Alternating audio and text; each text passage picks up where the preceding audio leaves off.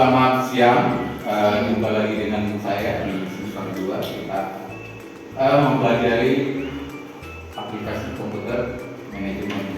Tentunya kawan-kawan sudah kenal dengan saya karena saya sudah pernah mengajar Anda di semester sebelumnya.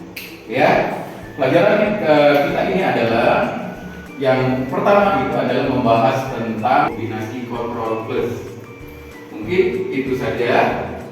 Nanti kita akan masuk ke materi karena saya rasa kita juga sudah saling kenal, jadi nggak perlu lagi kita perkenalan ya.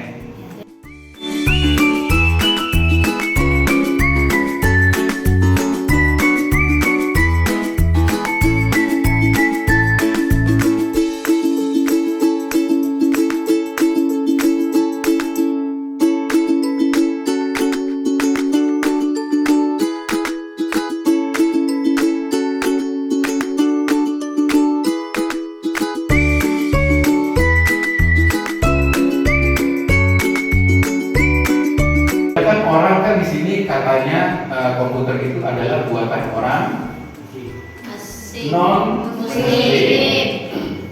Padahal kita juga tahu bahwa komputer ini banyak mendukung di segala bidang.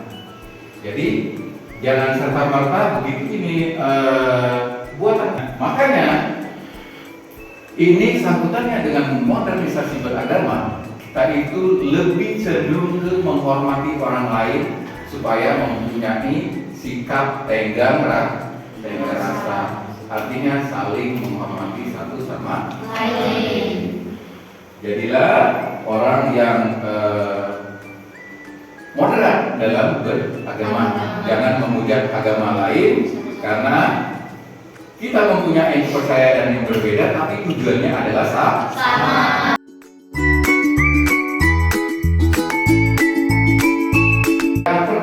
Ada sokor. Sokor itu apa sih? Perangkat lunak. Yang kedua ada tiga, yaitu brainboard. Apa itu brainboard? Manusia. Karena sebagus apapun peralatannya, secanggih apapun aplikasinya, ketika orangnya belum menguasai aplikasi tersebut, maka nonsen akan berjalan dengan baik. Jadi hasilnya berpengaruh dengan oleh yang ketiga, yaitu brainboard atau manusianya. Oke, yang pertama software, perangkat lunak. Cirinya yang pertama yaitu tidak dapat dilihat dan dipegang. Contohnya apa? Aplikasinya. Di situ ada akses, ada apa saja di situ? Ada Word, ada Excel. Nah, itu namanya perangkat lunak. Terus yang selanjutnya ada hardware. Apa sih cirinya? Dapat dilihat, dipegang. Fisiknya ini ada komputer dan sebagainya.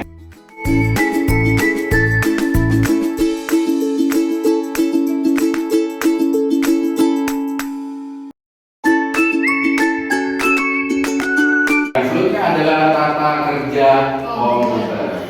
Di sini kita kenal dengan istilah IPO. Apa sih IPO? Input, proses, output. Yang input itu adalah alat masukan, yang proses itu adalah alat untuk mengolah datanya. Di sini ada ROM, ada RAM. Apa sih ROM? ROM itu random access memory. Ada RAM, random access memory, only memory. Dibalik. Jadi kalau ROM random only memory, kalau RAM random access memory. Apa sih fungsinya? Kalau ROM itu adalah penyimpanan selamanya. Contohnya ada di hard disk, ada di flash disk. Kalau RAM itu penyimpanan sementara. Terus yang ketiga adalah output, alat keluaran. Artinya alat yang mengeluarkan apa saja yang diproses oleh CPU. Ini alat masukan, ini alat keluar, alat proses. Oke, untuk session pertama atau materi yang pertama ini saya anggap selesai. Mungkin Anda bingung, belum mengerti, ada pertanyaan, kita jawab dengan sesi berikut, yaitu sesi tanya jawab. A few moments later.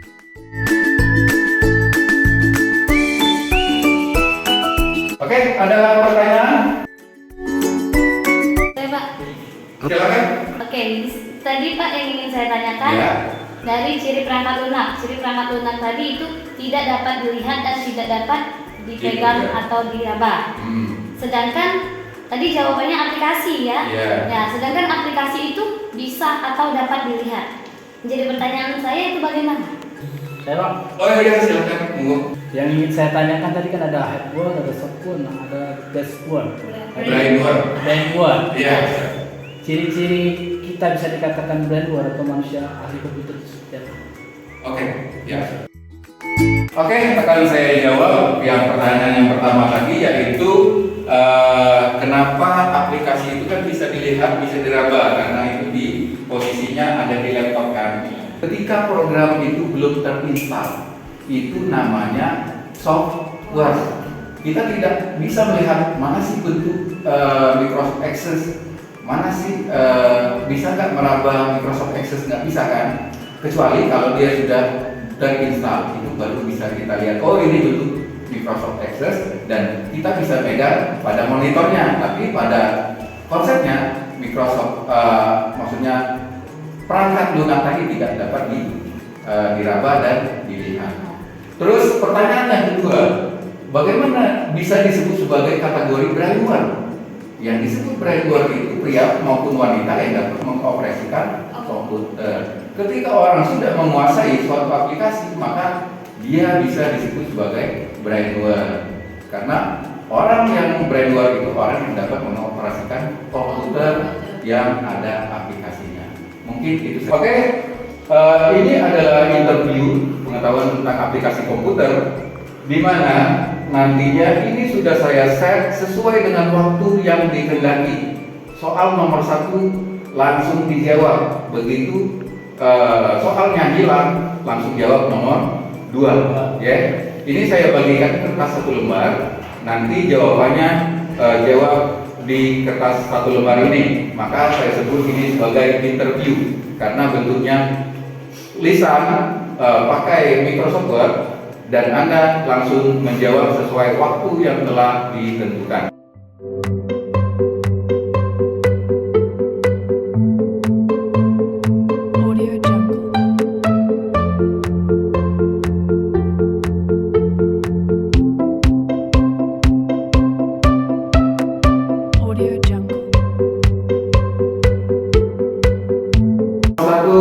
Punya waktu 1 menit, skornya 10.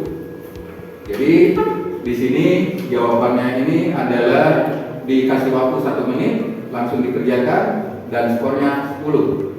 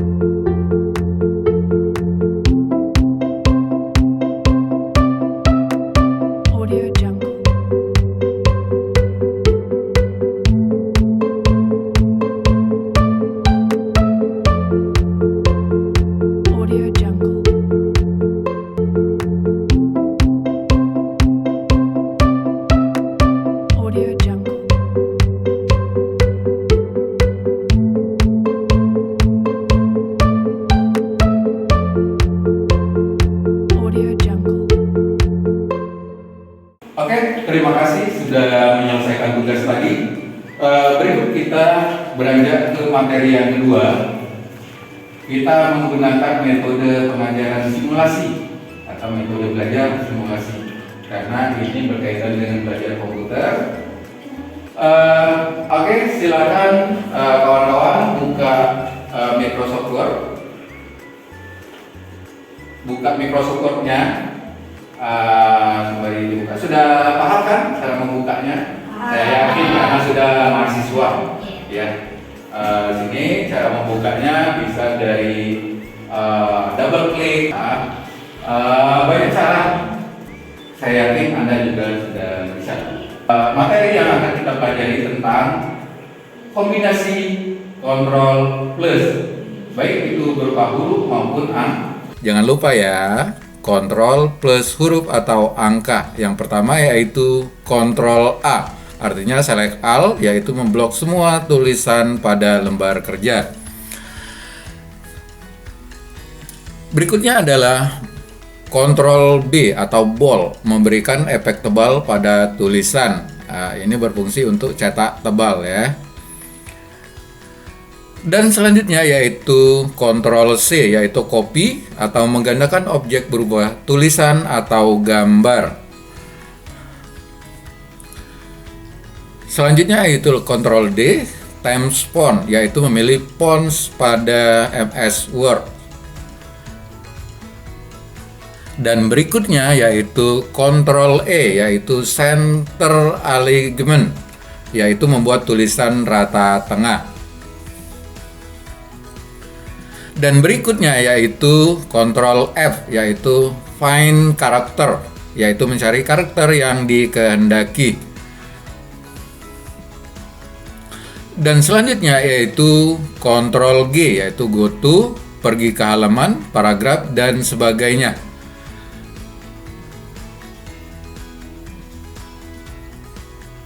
Selanjutnya yaitu kontrol H, yaitu replace, menggantikan kata dengan kata yang lain secara serentak.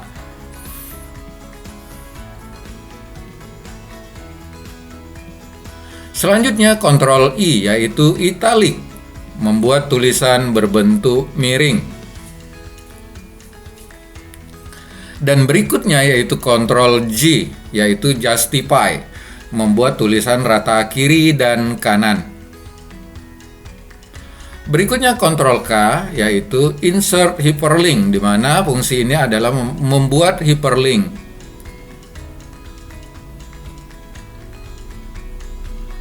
Berikutnya kontrol L, yaitu left alignment, yaitu membuat tulisan rata kiri. Dan berikutnya yaitu kontrol M atau tab, menggeser tulisan satu tab ke sebelah kanan. Dan selanjutnya lagi yaitu kontrol N, kita kenal dengan konsep new, yaitu membuat jendela baru.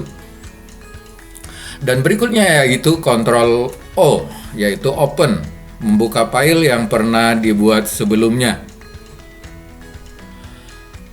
Selanjutnya yaitu kontrol V atau print, yaitu mencetak dokumen. Berikut adalah kontrol key, membuat gaya tulisan atau paragraf menjadi normal. Maksudnya berubah menjadi kapital. R, yaitu kontrol L, right alignment, yaitu membuat tulisan rata kanan. Selanjutnya yaitu kontrol F, yaitu save atau save as, menyimpan dokumen. Dan berikutnya yaitu kontrol T, hanging indent, yaitu membuat paragraf menggantung. Selanjutnya ada kontrol U, yaitu underline, yaitu membuat tulisan menjadi bergaris bawah. Berikutnya kontrol V, yaitu paste, menempelkan hasil dari copy atau cut.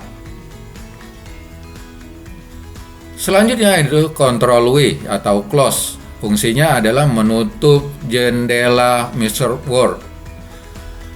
Selanjutnya kontrol X, yaitu cut, memotong tulisan yang sudah diblok terlebih dahulu.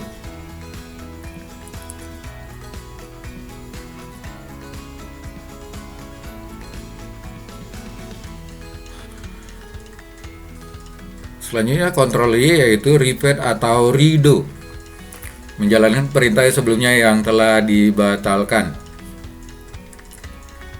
Berikutnya itu kontrol Z, yang mana fungsinya adalah mengembalikan perintah atau membatalkan perintah yang telah kita lakukan. Selanjutnya yaitu kontrol 1 yaitu single untuk membuat jarak baris menjadi 1 spasi, dan berikutnya adalah kontrol 2 yaitu double untuk membuat jarak baris menjadi 2 spasi. Tentunya Anda akan menerka-nerka apa fungsi dari yang kelima. Fungsi kontrol 5 yaitu one half, yaitu membuat jarak baris menjadi 1,5 spasi. Oke, saya rasa cukup.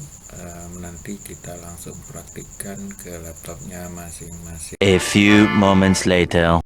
Mungkin itu saja, kita tutup dengan wassalamualaikum warahmatullahi wabarakatuh.